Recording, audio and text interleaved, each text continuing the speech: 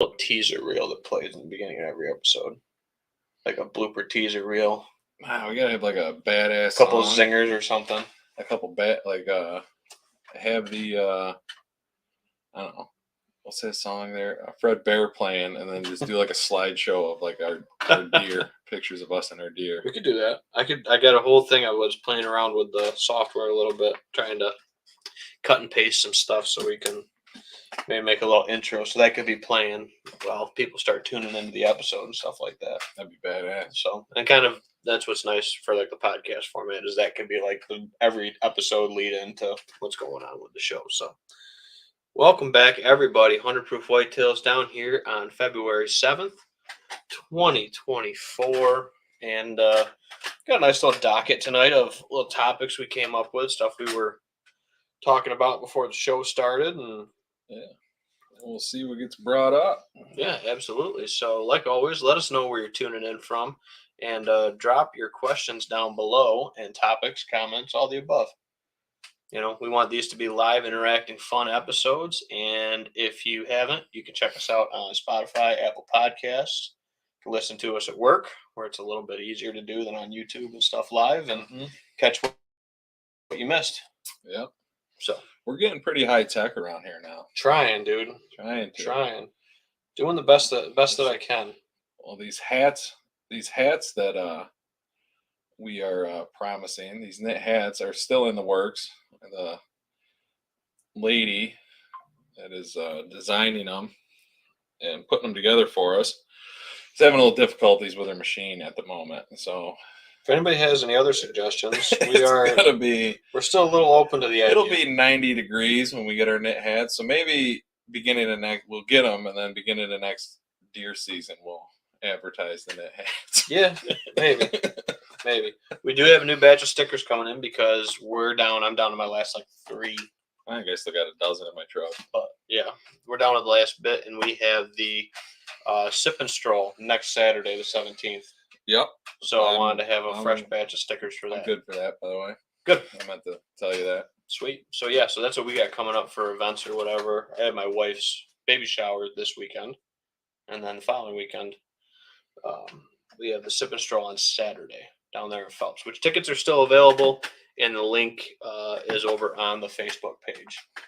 So with a couple of our pictures from last couple of seasons. Check out beautiful Phelps, New York, and sample some wine, beer, whiskey. They got snacks, and yep, it's a fun little walk. Yep. So if you are going between Smoking Tails, which is one of the stops, obviously, and the Phelps Arts Center, which is the church, which is where we poured last year, we're actually going to be in the building between those two. The art gallery, which is the Old Country Lawyer's place, we're going to have a little sign out front that says tasting in here and all that stuff too. So don't worry about that. You'll be able to find us. But that's where we're going to be at. We'll be in the Old Country Lawyer's office building, which is now a art gallery.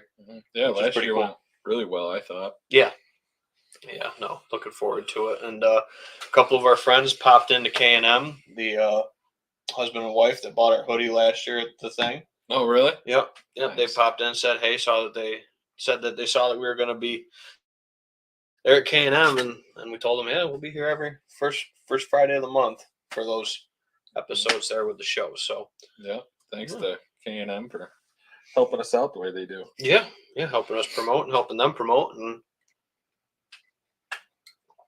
good time. But anyway, so topics for tonight. I don't know where you want to start, Nate. What do you think? Well, I guess we pick up, where we're at. Where I left. Well, I haven't been on in 2-3 weeks. Mm-hmm. The last time I was on, we were talking about some habitat work and seeding food plots and stuff. And this is the first year that I am kind of really digging into the food plot thing. I've never really had an opportunity to experiment with that, besides with you and some of your plots. But you and me talked back and forth of what we think would be the best option for what I'm doing, and we brought up the frost seeding thing. And I think it's what we're going to do. We're going to experiment with the 100 proof spring mix. Mm-hmm. You're doing an experiment plot, and we're experimenting with my plot with it. But a lot of people are wondering, from what I remember, about what exactly frost seeding is and how it actually works. So I read an article in the New York Outdoor News. If anybody is tuning in gets that, it's in there. But I thought that the guy explained it perfectly, and it really helped me understand the process of it, because I had the idea, but I was really understanding like how it actually works, how the seed actually gets into the ground. And so basically what it's saying is, like, you have those frosty mornings, like in early season, later in bow season, I guess, towards the end of October, where you start getting a frosty morning. And basically when you're walking in and you're expecting it to be a quiet walk, and you think it should be, but you start walking across your food plot or whatever you're going in, or even the logging trail, whatever.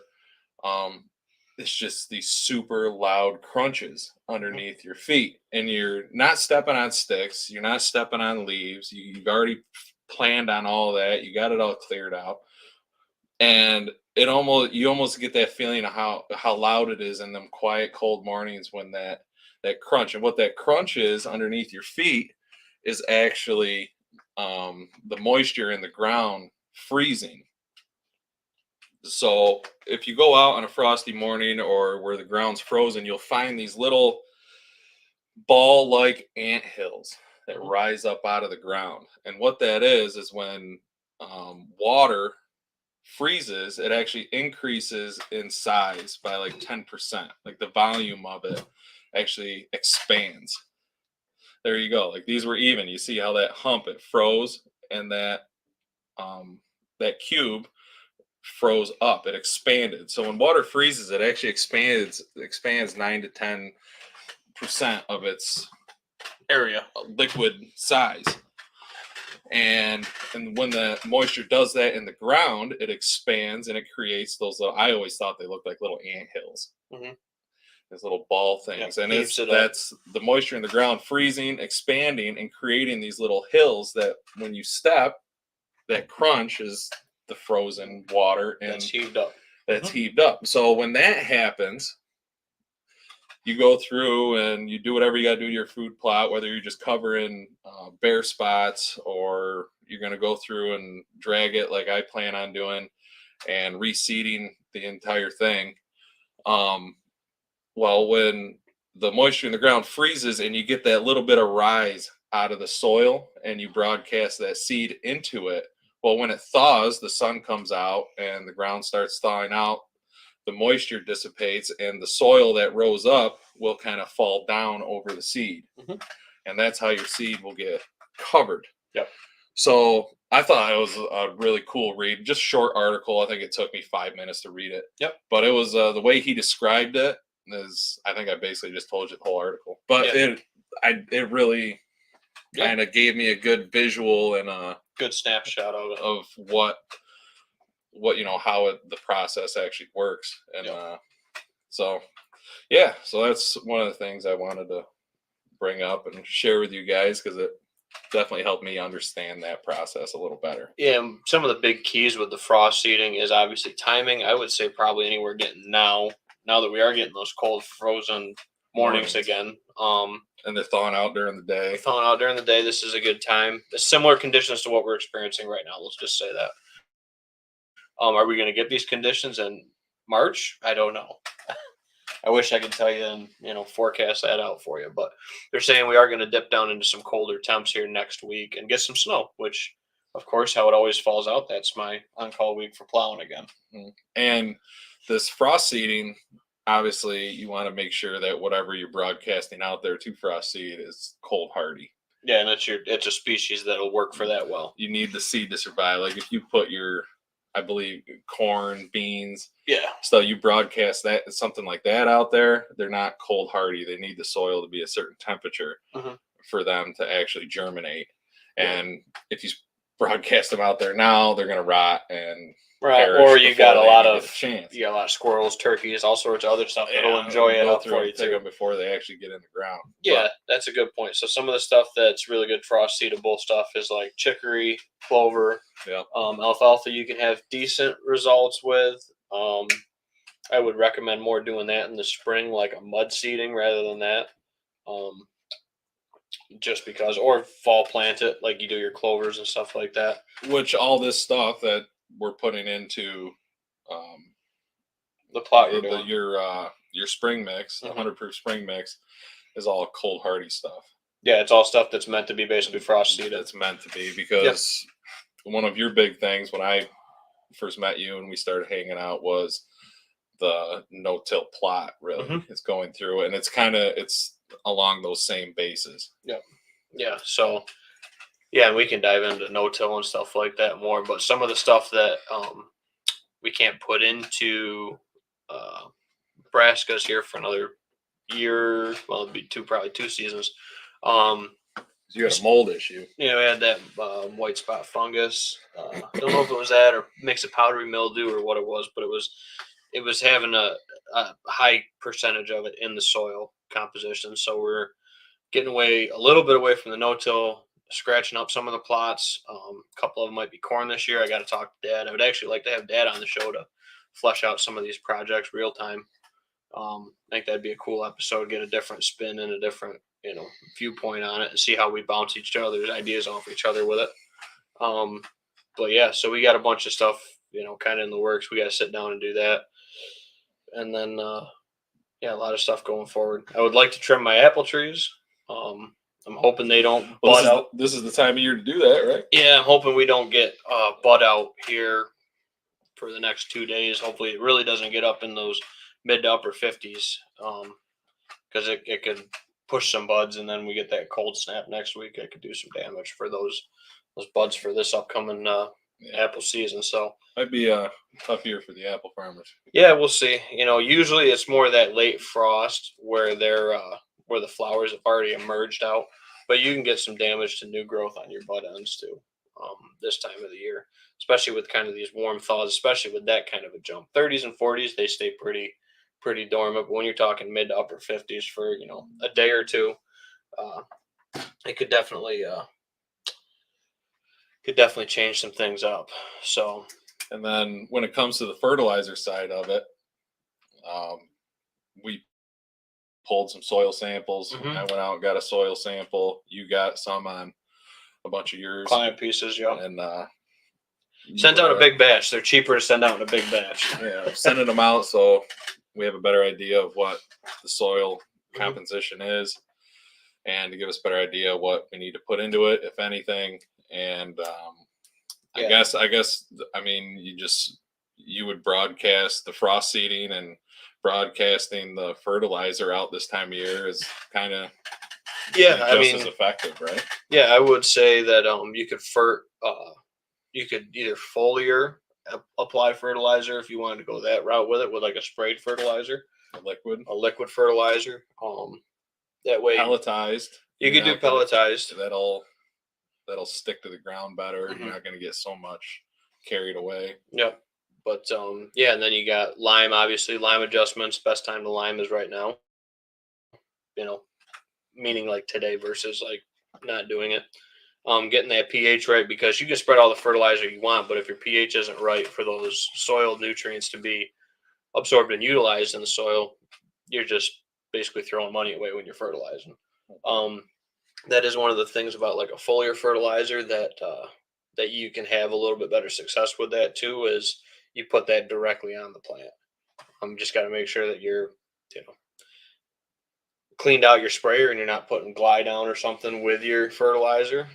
That's something to obviously make sure that your tanks are triple rinsed out, and they make a tank cleaning solution you can use as well for that. But some people actually do, like for clover plots, for example, will grass kill like fescue or something like that. They're getting into a clover plot, spray that out with a grass selective like clethodim, and fertilize at the same time. You can do that in the same tank. Just check your labels, obviously. Just do it as you have to do it by law. But so you can do that in kind of a one pass application to get rid of your grasses in a clover plot. But again, like you said, keeping an idea of what you got around you, because if you're spraying clethodim, corn is a grass, believe it or not. So you will toast your farmer's corn. If you're got corn downwind to where you're spraying some clethodim, you could toast some corn. Any of your winter wheat, cereal rye, any of that stuff, you'll toast that. Milo, sorghum that they've been maybe planting for cow silage or something like that. They'll toast that too. So just keep in mind what you got around you when you're spraying, and it's always good spray to smart. have same thing with hunting. You want to think of your wind direction, when you're out there spraying and fertilizing and everything else, kind of keep the same thought. Which direction is the overspray and overcast going to go? Yeah, but no. So one of the topics that I saw, actually, just speaking of it, can't remember. I don't think it was in the New York Outdoor News. I think I saw it posted on the DEC's Facebook page. Is we're going, I guess, a throwback, if you want to call it a throwback. But New York's getting new licenses for this upcoming year. No more vinyl paper. It's going to be regular old, good old loose leaf paper for licenses now. Oh, great. So you can supposedly print your license off at home if you've ordered it online to avoid delivery delays and stuff like that, or losing them in the mail. Mm-hmm. Or like this year, they couldn't get any of the vinyl paper, so there was an issue with the colors or whatnot with being the same as the previous year's licenses. So figure out a way to keep them dry. Yeah, make sure you're definitely keeping them dry. Back tags, I'm a little bit more worried about than some of the other ones, because some of them get taken in and out during the season, for bow season versus gun season and all that other stuff. But in a Ziploc bag. Keep your tags in a Ziploc bag in your pack. Yep, and get one of the nice ones. Don't just get like a press and seal. Get like an actual zippered Ziploc. Keep them a little bit more weather tight than the dollar store specials. I mean, you could go all out. They got those waterproof phone cases. Yeah, have a little waterproof thing that you shove all your stuff, and then you turn the little snaps on it. Yep, little hydro packs or whatever they call them for like kayakers. Yeah. Do people tag their deer in New York? Bow Hunt comments in. Drop that on the drop line down there. They're supposed to. By law, you're supposed to.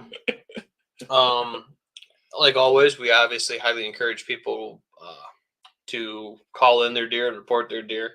Sometimes I know the system can be challenging, and it's definitely gotten better with the app. It's the app has been better than the first year I had the app. The app was messy too, but it seems like this past couple of years they've straightened it out. Mm-hmm.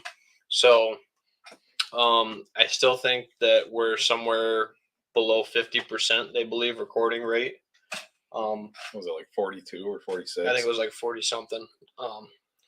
So yeah, I think it's, I mean, maybe 50 on the high side, we'll say. I do think it's getting better, but and like we say, the reasoning behind that is to help the state make as much of an informed decision as they can, especially with stuff like issuing for doe tags and other stuff like that. If you're not calling in these reports, the state can't get an accurate, reading of what's coming out of the woods, or as accurate of a reading as what's coming out of the woods. So, Bo's comment, over 50% of people don't report their deer. Yeah, that was the last one, I think, like you said, 42, 46, something like that, sticking in my head too, for what they believe the reporting rate is for tags in New York. So it's pretty low. I don't know if a paper change is going to change that, but like I said, we'll always encourage folks to do it. We do it, mostly because we're posting the deer also on Facebook that we are harvesting too. So, it would be kind of nice if, the app's nice and everything. If New York put like one of those little scan cues, you just put your camera over, you click it, and it brings up everything for you, and you just do it right there and submit it. Yeah, that QR code could be handy. Logging onto the app, going through, answering all the questions individually. Like, it is a little bit of a process, but it's really not. Well, and difficult. I've been a firm believer too with that. You know, um, it's almost like a little checkbox thing, and it was some things we had with different forms when I've done paperwork back when I was with the DEC. When we were doing site evaluation forms, like it wouldn't let you go to the next section of it without filling it out. So almost similar to that, it wouldn't let you buy like this year's hunting license if you didn't report your harvest from last year. Even if you harvested 0 deer, I think there's a lot better ways the state could be monitoring that.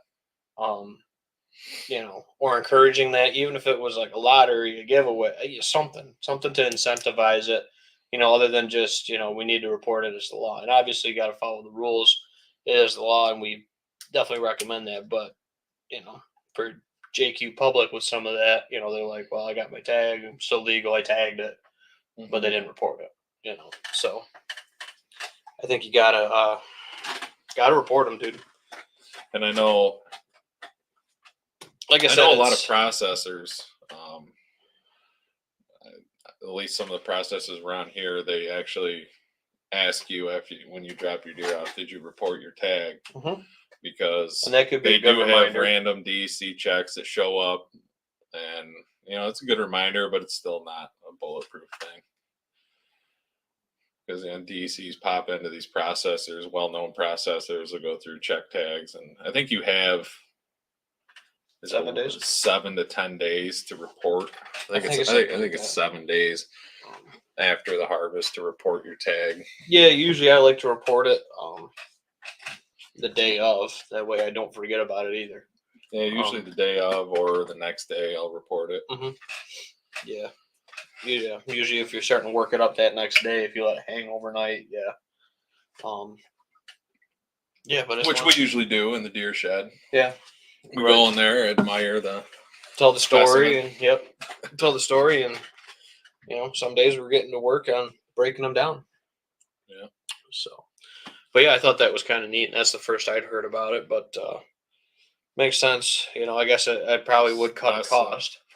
Cut costs, less money in New York, because New York is not a big environmental, sportsman friendly state. In a lot of ways. So I can see how they would want to cut costs there. Yeah, that was actually they tend to do things. That was actually one of the suggestions we had for a guest on an upcoming show. Would be Jeremy Hurst, who's the New York State deer biologist, the head biologist for the deer program for the state. So, about a couple of years since I've talked to Jeremy, so I don't know if he'd be interested in coming on, or I don't know if he's still doing it or not anymore either. Couldn't tell you if he's the head biologist anymore. Have to reach out to him and see. Yep. Yeah. Probably just a quick little Google search away for that. But other than that, what other habitat stuff we got going on? We do have some areas that we pushed out. Did we talk about that last episode? We haven't talked about any of that. I haven't been on since that. Yeah, right. Yeah, it was that. It was the week before. It was the last time I was on. Mm-hmm. Gotcha. But yeah, we got the tractor out there. Ben was generous enough to help me out for an afternoon. Got some field edges pushed back that were pretty well overgrown. Did a little hinge cutting, some wood cutting. Cleaned up the field edges for you. We definitely got those field edges cleaned up. Definitely don't want to try and put the 100 proof mix in where we push those field edges back. Cleaned up that old logging road in there. The old logging road. Yeah, and I did actually go out and move a couple tree stands, because the way we actually tried basically pinching the deer down more to try bringing them in closer, and that's kind of the whole idea I have with this frost seeding and redoing this old grass field that the farmer gets 8 to 10 round bales out of a year. Mm-hmm. It's a 1.8 acre field, and my whole idea is to try and make the more desirable food closer to the field edge, to try and feed the deer to me. And then with some of the tree work that we went in and we did with getting rid of ash and getting rid of some of the dead ash and utilizing some of those limbs and logs to actually try and block off unwanted deer trail movements to try and pinch them up closer to where I am able to get a shot at them, be able to hunt them instead of. I don't know how many times, and I'm sure everybody deals with this, and it's so annoying, especially in bow season, when you're sitting there and the deer just file out to the middle of the field, and you just sit there till dark, and then you got to figure out how you're going to get out of there without spooking these deer. And it's so doing a little bit of work to try and better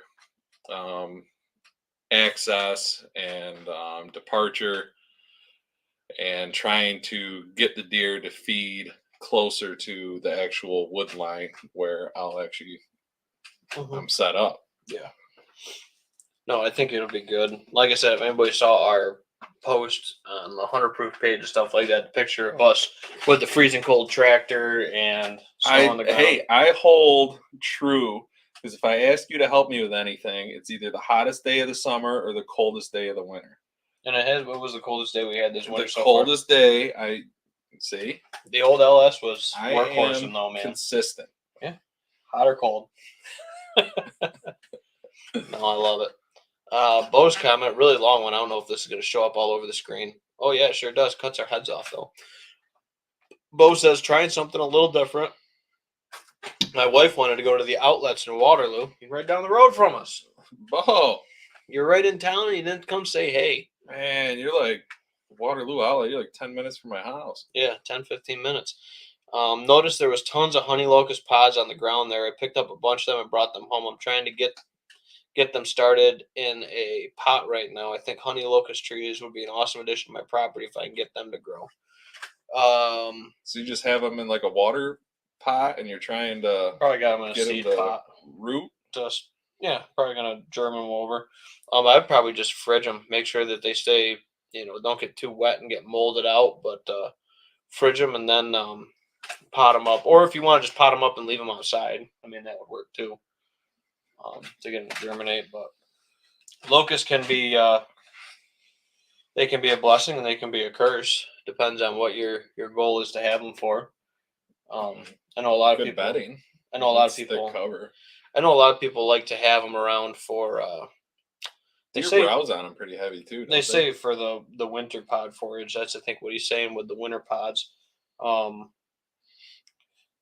So yeah, it's tough to say. Forget which one are the honey locusts. So those are the bigger potted ones, the ones that you'll see. Black locusts are the smaller pods, but like the big like banana pod looking ones, those are honey locusts. So yeah, and a lot of people like down in Illinois and stuff like that say that they feed on them a lot in the wintertime. I don't know if that's because that's the only thing that's there. Actually, funny thing. Now that Bo's comment clicked in my head. The new lease over in Clyde, there's a couple honey locusts tucked down in a couple of the spots. It was big bean. And there was and there was a doe that was actually chewing on one of the pictures the other day. So maybe there's something to it, Bo. Hey, but yeah, next time you're out this way, man, you'll have to swing in. Keep us updated on that or let us know. Yeah, no, that'd be cool. Definitely to know. Yeah, I just have black locusts on our property. We don't have any honey locusts with the big pods like that. So kind of getting into the tree subject. Mm-hmm. Good segue. You were talking about getting some tree orders in like you do every year. Mm-hmm. And I have no idea what kind of saplings my place of employment is giving out. But just for Arbor Day, there you can sign up to get a few free saplings. They're just giving them away for you to take home and plant. So I signed up for it. I have no idea what they're giving away. They did not specify a species, but we'll see. So I might have a couple saplings to throw somewhere. Yeah. Yeah. No, you should have everybody that works on your thing that doesn't want them, or when Garlock at the end of the day is like, hey, what are we going to do with all these extra trees? Be like, no, don't throw them in the dumpster. Rich, the guy I work with, he said, he goes, nah, I don't need one. I was like, well, I'm just going to mark you down for one. You just give it to me. He's like, oh, okay. Yeah. So, yeah. So, Bo had a good comment right here, and this is a little inside trick of the trade with it. Saratoga Nursery sold out of Norway spruce to try to get some. Uh, Assuming Bo is going to try to get some trees from that. So if you go to a surrounding county or your soil and water district, usually they're going to have a tree and shrub sale. Wayne County's is going on right now. I kind of roughed out what I think I want to order. It's not a very big order this year, just because I know I won't have the availability because when the trees come in, I will have a newborn. So that's going to change things, obviously. And I'm thinking about this ahead of time enough. Yeah. So, and again, if we have especially if we have an early spring this year, it'll be challenging to get those trees in the ground before they start budding out. We got some stuff from the Wayne County Mhm. thing. I mean, they're cheap. You just go pick them up. And they just tell you your order's ready. You go grab Yep, it. and everything's sourced through Saratoga. And, pretty simple. And they do fish for ponds. They do They do the fish sale flowers. They don't just do trees and stuff. They do a little bit of everything. Yeah, there's trees, shrubs, flowers. There's wildflower seed packs you can order. And if you're not in Wayne County, Cayuga County I know is very active too around us. Seneca County is pretty active. I think Ontario does as well. I don't think I follow their Facebook, so I don't know if they're.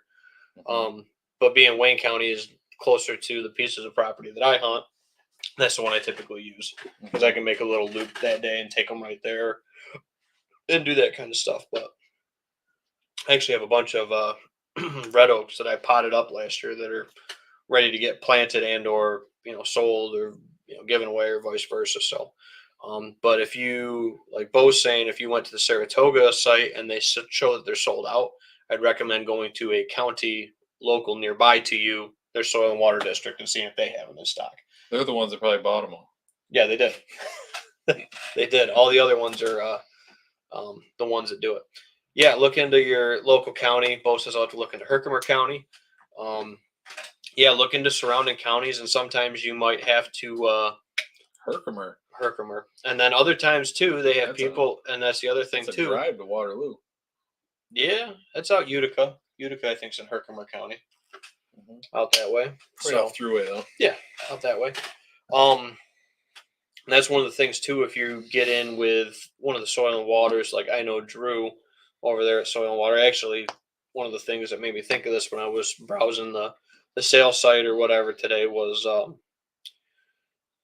would be kind of cool to have Drew on the podcast and talk about like the tree and the program and the Soil and Water Conservation District, to have him down for an episode or something like that.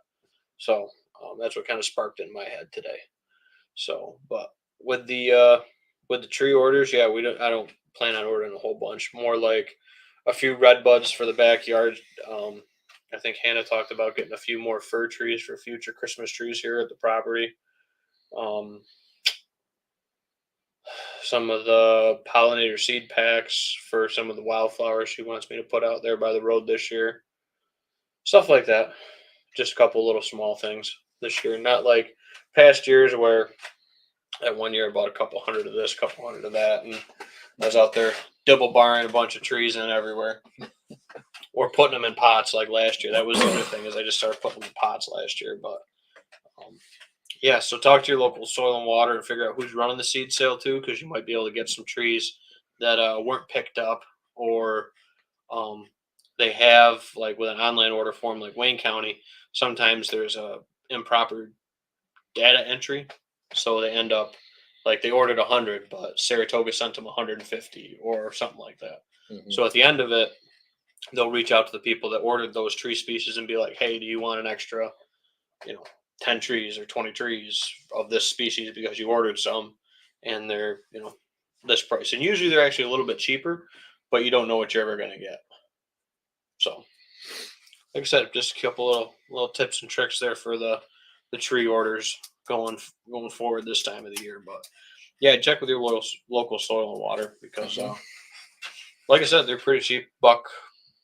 $1.50 a piece, I think. Yeah, a couple bucks a piece. Maybe a couple bucks for some of the other ones. Some of the Soil and Water districts actually do fruit trees as well. They're a few more dollars for potted fruit trees. Naturally. Yep. But yeah, so they have tubes. They have Basically anything. They have water bags typically for if you want to put water bags on them. I don't usually like those because they've found that they girdle trees. I've never used them personally, but like those water bags that they kind of sit on there, they almost end up like girdling the trees. I've noticed on client pieces where they've tried to use them. I've noticed that before. Um, yeah, tree tubes are a must, especially if it's something that deer like to chew on, which is most things. So tree tubes are a huge one. I like my son Owen. He was gnawing on a pine cone earlier today. Must be having a hard winter. Gnawing on. He goes, looks at me, and goes, mmm. I'm like, no, not mmm. No, I don't think that's that good. He's a little squirrel, squirrel child. Starting to look like one with his buck teeth coming in. Oh yeah, got the front teeth rocking. He's got teeth all over the place. Yeah. But yeah, so that's the thing with the tree orders, dude. If there's something you're looking for, even if it's around the house or you're hunting property, they can help you out with that. And like I said, don't be afraid to talk to the people at Soil and Water, because they might call up the next extension and be like, hey, do you guys have a bunch of this too? And do some of that legwork for you too, to get a couple dozen extra trees or whatever you're looking for to help you out too. Because again, they want to see you get them out there and get planted as well. Yep. And if anybody's looking for red oak, I have some red oaks that are out in the pot that are nice, 3-4 footers now. So ones I wanted to get planted last year, but again, ran out of time when spring came early last year too. 100 proof red oak. 100 proof red oaks, of course. So yeah, other than that, I like to trim my apple trees here at the house. Want to release some oaks at the farm, but that's a pretty big undertaking, and I got to get my foot feeling better. I don't know. Release, you mean clear out around them? Yep. Knock the vines off. You got it. Yep. Yeah, clean them up. Clean up around them and give them some room to grow. Yeah. Yep. Because I was talking about that. I don't know, a couple of shows ago, I think. And we don't have a lot of oaks on the property, the main property I hunt. And actually, I don't know if I have any oaks on my grandmother's at all. Maybe one or two up on the east side of it, but that's it. Not a very predominant oak parcels out there. And then I don't think the lease we have has any oaks on it either. Not that I've ever seen. Walnuts. Squirrels love the walnuts out there. I don't want big squirrels. Big squirrels. Jesse's tuning in. Yeah. Hammer squirrels. You have some competition this year. Yeah, there's Yep. Bo says, remember the last podcast you mentioned sawtooth oak? Is there a timeline before they start to drop acorns? So my sawtooths have started to produce. It's not very many, but they have started to produce, and I got them when I started doing Old Tin Cup. I think it was like the first year I was starting to do that, because I was in my apartment in Bloomfield when I started Old Tin Cup. So, and that's when I got the trees from Ben Lau down there at Meadowview Tree Nursery. Also, if you are looking for a local nursery supplier, Meadowview Tree Nursery down in Naples, New York, is another one I would highly recommend. They're a good choice as well. Beautiful drive out there too. Yep, beautiful drive down there just before you get into Naples. Coming on the would that be the west side of town? Coming down, yeah, east side comes down through Middlesex. So west side, on the west side coming down through Meadowview Tree Nursery. Been there since 90s, maybe earlier. I'm not sure. I know Ben's been in charge of it now for the last 6-8 years or better. So yeah, I think he's full owner now. I think he bought out the other partners in it. So good for him. Yep. Actually, I should get down to see Ben. I haven't seen him in a while. But yeah, so sawtooths I have some that are producing. They've been planted for about 10 years now, I'd say. So they're definitely getting there, But yeah, or gobbler oaks. Some people call them gobbler oaks too, because of the smaller acorns that turkeys can eat them. They're like a smaller kind of acorn usually.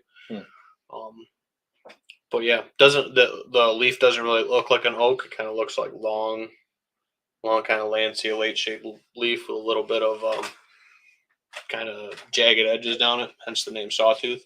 Mm-hmm. Makes sense. But yeah, no, they're pretty cool trees. Again, tube them because the deer love to eat them.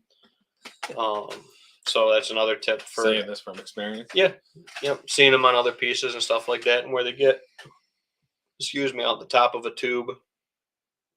If it's not like a 5 footer, um, and out of deer height for the most part, they're gonna get after them. So yeah, the any oak species, pretty much any of the maple species, pretty much any deciduous tree species this time of the year, meaning anything that's not evergreen, is going to be pretty much something that a deer is going to chew on. Mm-hmm. Especially hungry. Especially if you put it right down in their face in the spring, they're gonna find it. Especially if they got fresh earth. You know how that is with a fresh tilled field, anything like that. Go out. They gotta check it out. They gotta check it out. Roots and everything else. That fresh disturbed dirt, man. They gotta stick their nose in it. But yeah, so what else we got? I'm looking for land. yeah, so a lot of people have been reaching out to me about trying to find leases this time of the year, and the best kind of advice I can give them with it is you got to find somebody to build that relationship with it. Some of the leasing websites and stuff like that are tough because one, you might not find something that's in your area readily because kind of typically in this area stuff doesn't hit those sites. It just doesn't get leased. Like usually the stuff that's coming up on those sites is down in the southern tier. So that's kind of changing stuff a little bit. But I would also say don't overlook some of the the public land, and also if you do find a good piece of land, um, take care of it. Respect it, all that stuff. Don't do something silly and get yourself thrown off of it for a stupid reason. Mm-hmm. So yeah, I think kind of looking for land this time of year is a big one. So I wanted to dive into that a little bit and see what your take on it, or is any advice, any tips. Because on your side of it, you have permission, you have lease. You don't really have a lot of family ground or nothing. So yours is more permission or lease. So I thought this would kind of fit a good segue for you for explaining some tips. Yeah, you touched on it. The biggest part is being respectful. Just good woodsmanship. Try and leave it kind of the way you found it, unless you have permission to alter something. Building relationships with the landowner. I mean, that's how I came upon my lease that I've had for a few years now. Became really good friends with the landowner and stuff like that. But in the past, I have knocked on some doors. I've never really had a ton of money in my life. Mm-hmm. So for me to dish out $4 or $5 grand to lease a piece of property for a year is just out of the question. I've always been willing to trade labor if they have a project around their house or they burn wood. I've split wood. I've pack bunk and run tractor, pack bunk. Yeah, all sorts of stuff. Basically, I've back when I was really big into coon hunting, I've got rid of some raccoons that people were having problems with. Bring my dog back there and knock out a few raccoons for them. So that's something that's really helped me. But the biggest thing is just being respectful, getting to know people, and just building that relationship with them. If you are someone who has extra money to spend, I mean, that's definitely a solid option to get a piece. Mm-hmm. But those are the main ways that I've actually come around. I mean, my grandfather had a lot of relationships with some farmers around because he's an old farmer. Mm-hmm. And I would go and talk to him, be like, hey, I'm Bill Sinek's grandson. Like, oh yeah, we know Bill. And I get to talk to him. Like, I'm curious about hunting. Is there anything I could trade to possibly get permission to hunt this piece? Labor, maybe a small amount of money. Sometimes you might be able to sneak in for a year for a few $100. Yep. But the biggest thing is building the relationship for me, and I always try and butter Steve up every year. I try and get him a nice little Christmas present for letting me hunt. He likes his whiskey, so this year got him that engraved bottles we were doing. Yep. I got his private stock and his farm engraved on it. So he kind of uses it as a little party container now. He breaks it out. Yeah. So you really like that. Just try and Absolutely. be good to him and yeah, show that you're appreciative and try not to disrespect too 100%. much at all, really. Anything they're doing. Yeah. Accidents happen, but if it does, fix it. Yeah, just happen to do something, just make sure you go in there and you correct it. Yeah.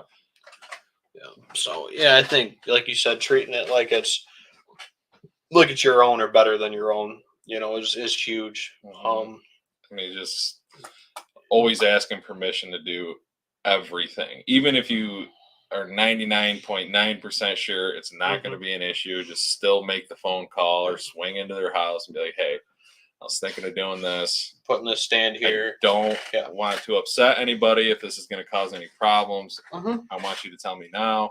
Yep. And if you don't mind, even if it's as simple as cutting a tree up or anything, you just ask. Taking down this, just take the time to ask before lane. you do something. Yep. Yeah, I think that's a huge thing too. Or put a new stand up. You go out there and start harvesting his crops, and there's 5 brand new stands out there, and he's like, how many guys are hunting out here? Yeah, how many guys are hunting out here? You said you were going to put up a couple stands. Now there's like 10 of them out here. Like, just it's always good to just double check. Have that open dialogue. Yeah. Because I even run into it too, where people don't know that pieces get sold just because they don't have open dialogue with the owners and stuff like that. They got permission once and and they never ask permission again. Ask permission every year. Don't just assume. Yep. You can go out there. I always check with Steve. And some of the other pieces, hey, is it still all right? You just swing in and chat with them for a minute. Or just reach out through a text, whatever is most convenient. Yep. So just so they're aware of what you're doing out there. And if you are the one that has a lease and you want to bring a friend out or anything, just be like, call them. Be like, hey, is it all right if Ben comes out hunting with me this weekend? I don't want to step on anybody's toes or.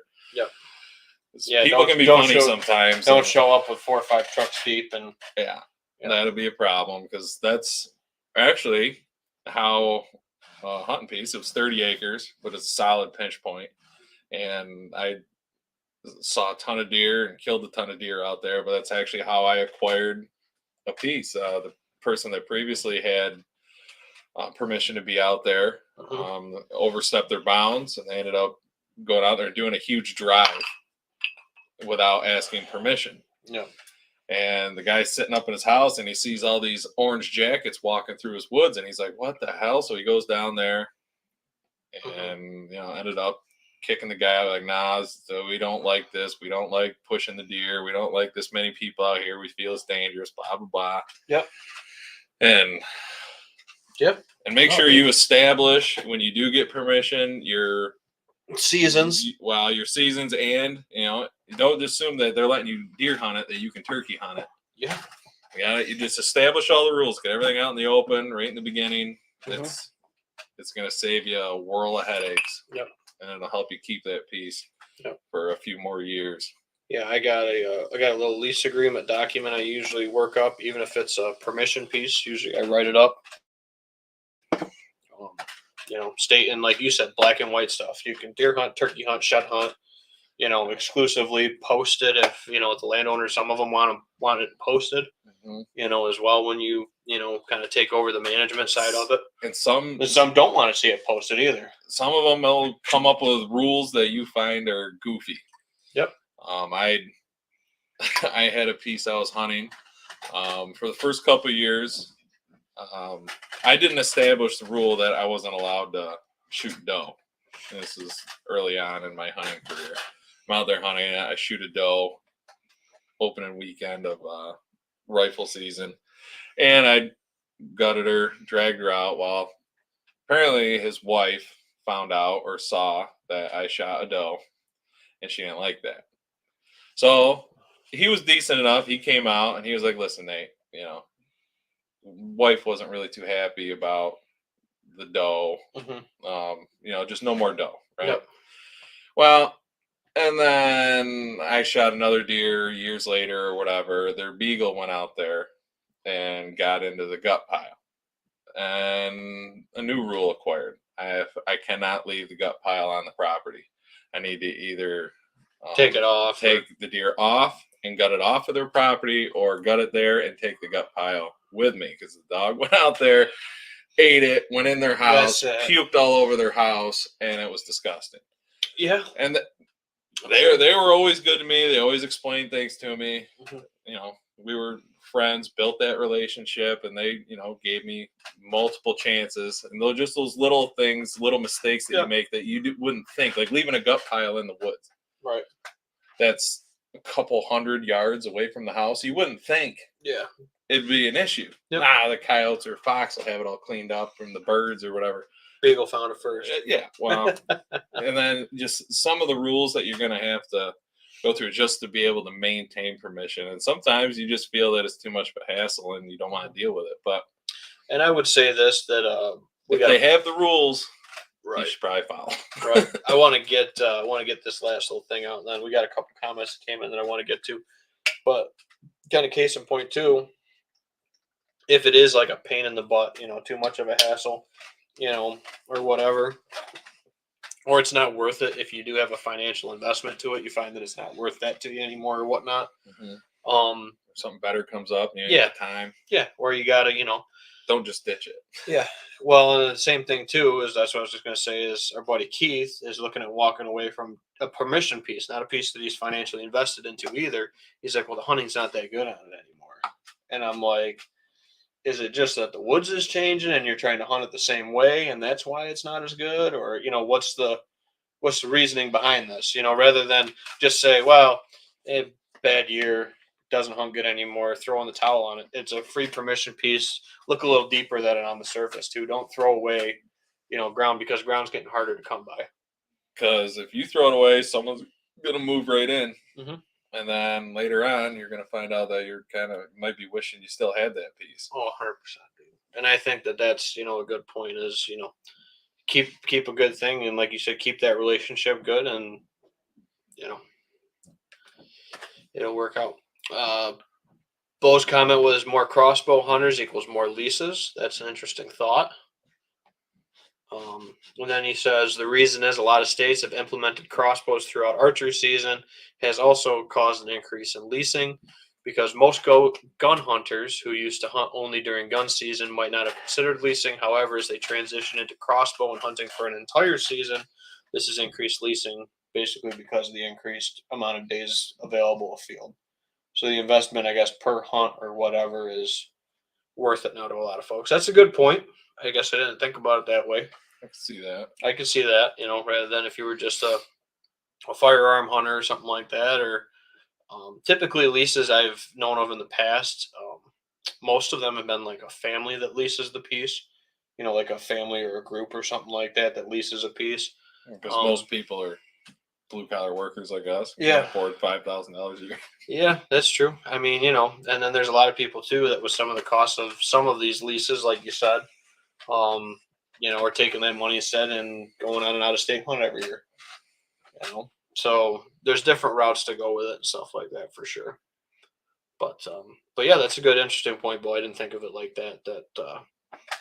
Because I've just always hunted archery and gun as well, But that does make sense if you were just a firearm hunter that, And that's things I've run into too. I mean, asking permission. They're like, well, so-and-so hunts it. And I'll ask them, well, do they bow hunt it or do they just gun hunt it? If they just gun hunt it, can I have it for bow season? Yep. Can I go out there in bow season? Mm-hmm.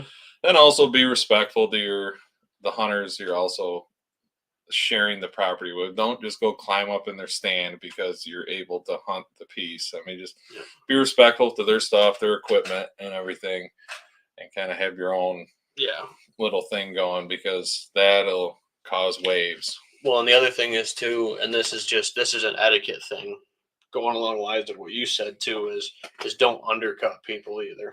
To the best of your ability. Like deliberately undercutting somebody, unless there's something that's like blatantly wrong with the other individual or something like that, like doing something that's not legit or legal, or if they're just being mistreatful of the property, or just being a jerk about stuff. But other than that, don't undercut somebody, and especially if you get invited to somebody's spot, don't undercut them. I think that's one of the dirtiest things. That's one of the dirtiest things in the world, dude, to me. So I went through some of that with a fishing spot. Fishing spots are bad for it. Oh man, I remember I used to bullhead fish all the time. I remember I took a bunch of my friends out to the spot my grandfather showed me. And it was a nice little spot and back dirt road, and it was the Clyde River, off the Clyde River. Mm-hmm. And it was back in the woods a little ways. You could get a little fire going. You could have a couple beers, and you could fish and maybe cook something. You could, hang out. You could have a little party while you're bullhead fishing, basically. Yeah, have a little nice overnight. That's what we used to do. Well, one night, none of my friends were with me. Me and I think my dad were going to go out bullhead fishing. I drive up to my spot, and there's all my friends over there fishing. And they never even contact me. Well, who I thought was my friends at the time. And it did. It was a burn. It was a burn. I let them know. I was like, "What the hell, man? I showed you the spot. And now you're coming here using it, and you didn't even invite me." the new fishing spot, I think, is turkey hunting too. Yeah. That's another one that I've seen a lot of folks, get invited somewhere and then they jump in over the top on it. Yeah. And then just be respectful with people. Mm-hmm. I mean, things happen. People do things. So. Yeah. Live and learn. Yeah, absolutely. Had I think first time commenter, Jerry Dilgard, got a little Tasmanian devil for his Facebook profile picture. I like that. How far are your normal rifle shots? It's a good question. 100, 150. Farthest I've shot, average would probably be under 50. But I would say depends on your setup. It depends on where I'm hunting too. That's a big part of it. True. I mean, a lot of my permission pieces of the rifle season, I know I can accurately shoot. And not pound it either with getting in deep into it. Within 200 yards of where the deer are coming out, and I feel comfortable that they're going to feed to me, and I'm going to get that 130-yard shot before legal lights up. Yeah. So a lot of times I'd go in with my seat, and I just sit tucked in some weeds with my sticks, and I won't even sit my tree stands, because the majority of my tree stands are set up for bow season. I don't want to bump anything, a low impact, and I can hunt from a distance and not disturb anything. Really minimize my risk of negatively impacting my hunt. That's a good point. I would say, dude, anything under that 150 yards feels like a wheelhouse chip shot, for the most part. Especially if I got like a trigger stick, something like that. Yeah. Let alone if I'm out the window of a blind or off of a tree, something really steady. I mean, honestly, if I feel like the shot's going to be 80 yards or under, I'll just bring my shotgun. Yeah, that's true too. I mean? And I have a lot of your food plot setups. I would just bring my 20 gauge. Yeah, you don't need to, because the way you have it laid out and the way they're set up, they're really set up for bow shots. I mean, you're going to have a 50 to 70 yard shot easily on a deer. I would say, unless you get out on like the power line or something like that. Right. I mean, it's something a little different, but unless you're on the power line, I would say farthest shot in a single food plot, unless you're shooting like down the power line to a different one, would probably be across from mom and dad's, 120 yards maybe from end to end. Yeah, and I mean my 20 gauge with the red dot on it and the cantilevered barrel and those sabots, things just as accurate as a rifle all day. I'm you're shooting baseball size groups easily at 100 yards. Yep. I've seen them do it. Yeah. Follow-up question coming in from Jerry. What calibers do you use? I'm 270. I'm rifle 6.5. Yep. And then Shotgun, I've always ran my 20 gauge Remington 870. I haven't run a shotgun in a bunch of years now, basically since I got the 270. The first 270. I got the Remington semi-auto 270. The only reason I don't run that as much is I don't know if it's got a compression issue or something, but it doesn't like to eject shells when it's cold. I don't know if they heave up in the barrel or something or whatever, but that's the only reason I don't run that semi-auto Remington 270 I got. But both of mine are 270s, and then handgun 357. Then muzzleloader, we both shoot CVAs. I think they're even the same model. Optima V2. Yep, 50 cals. Honestly, I would just hunt with my muzzleloader all year round. If it was, I'm comfortable. Like a lot of these 150 states, yards with that muzzleloader. Yeah, like a lot of these states that are shotgun or muzzleloader only, and you can't use rifle. I would probably, if that's how New York was, like if it was muzzleloader all year. 10 years ago or whatever, before rifle was around. Now that I know that CVA will do it, 200 yards. Yeah. I would hunt with that over a rifle, really, if I was hunting field situation or something with a longer stretched yardage. But now that we can use rifle, I do like that 270 a lot, but I haven't stretched it out to shoot a deer. I think I shot one at Graham that was like $180 with it, but I felt completely comfortable and confident with it. That doe, and that was the Remington. I shot that doe with the Remington, actually. The doe I shot last year, that we let sit for a couple hours. We came and we did the podcast and we went back out and recovered her. Mm-hmm. That was a 170-yard shot by muzzleloader. Mm-hmm. And she was dead. She was dead. Within 100 yards where I shot her. Yeah. I'm gonna throw the comment up there. Belly feeding them. Oh, feeding them. Billy. Must have the shirt. Yeah. We were actually just talking about Billy before the episode. Yeah. I was talking about his Shed Fest. I guess it's not going on this year. They're going to do the party. Do the party at Windy Brew on Sunday. I got it in my calendar, Bill. But if you got that off the top of your head, we post that in the comments too for fun. I enjoyed following it and actually participating the past couple of years. That was always fun to follow it on Facebook and see what everybody's throwing up on the page. Yeah, so I'm sure we'll do like Shed's Deadheads. As long as I got I think he's doing April. Is it April, Bill? If you're still tuning in. I can't. I almost wore my Freedom shirt too. I want to say it's like April 12th or something. I think I put it in my phone. But that's at Windy Brewer out there in Strikers. April 21st, he says. 21st. So okay. So I'll be still sleep deprived probably at that point. Yeah, I do have it in here, Bill. April 21st. But Windy Brew. I haven't been able to make it to the party yet, but maybe this year. But yeah, you can bring Owen along. Yeah, but carpool. Yeah, I mean the whole event's fun and following it on Facebook, and I've heard from you and multiple people that the party. Yeah, we'll put my your guys. We'll put my little one and Owen, and you want me to load up in the pickup and drive out to Windy Brew, score some deer sheds, and hang out. That'd be fun. Yeah. Change diapers and deer. Change diapers and deer. All that stuff. That's our life.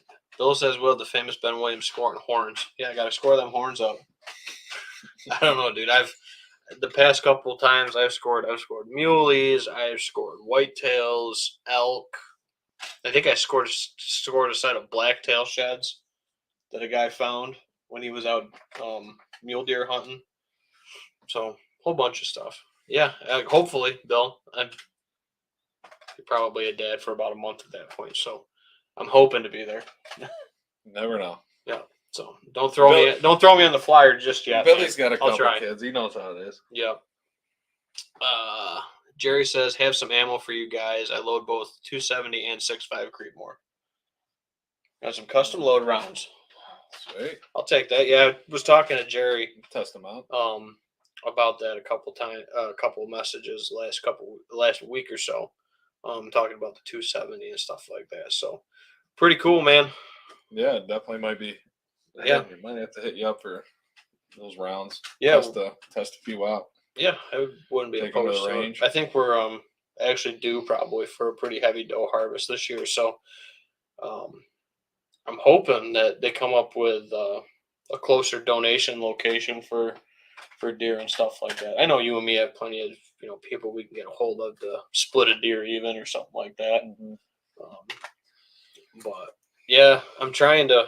Well, people are crazy, man. During deer season, they find out if you got any extra, we'll take some. Yeah. Oh yeah, they start coming out of the woodwork, and of course it's the year where it's not as. It was fine, plenty for me, but it wasn't as flush as some other years necessarily. You got any more of that deer jerky? Jerky. Always people always want jerky. Yeah, always want jerky.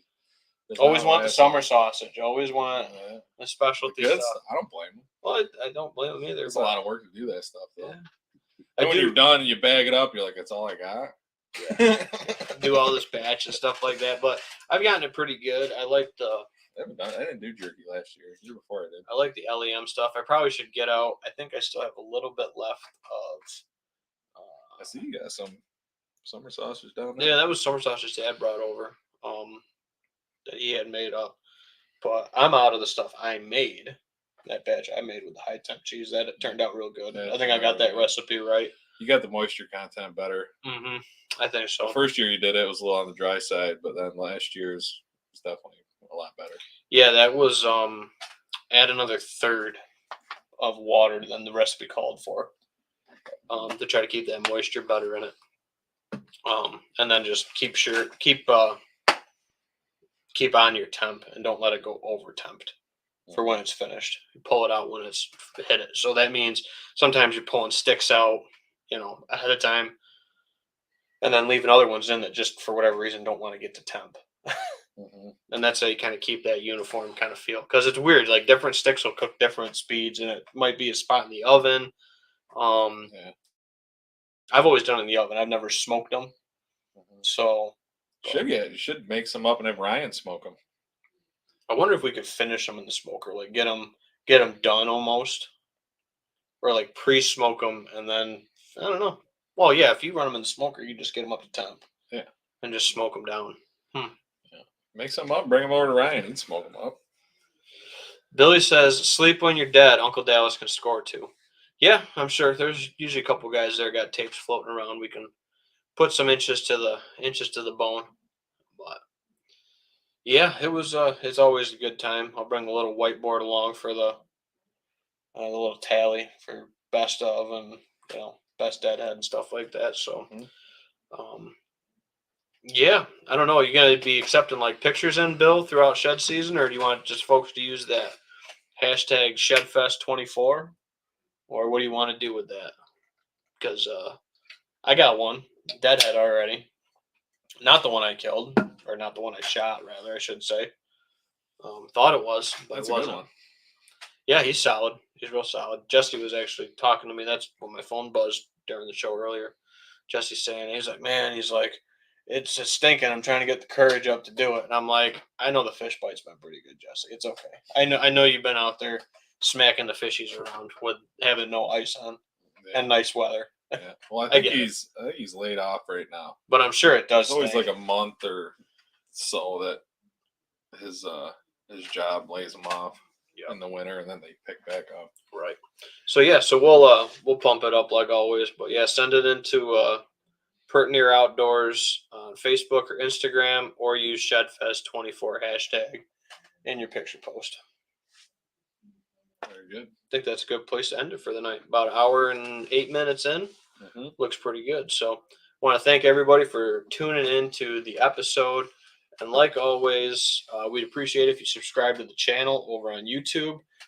Subscribe to the podcast on Spotify, Apple Podcasts, or wherever you listen to them. And if you can't find us where you listen to your podcast, let us know and we'll get over there too.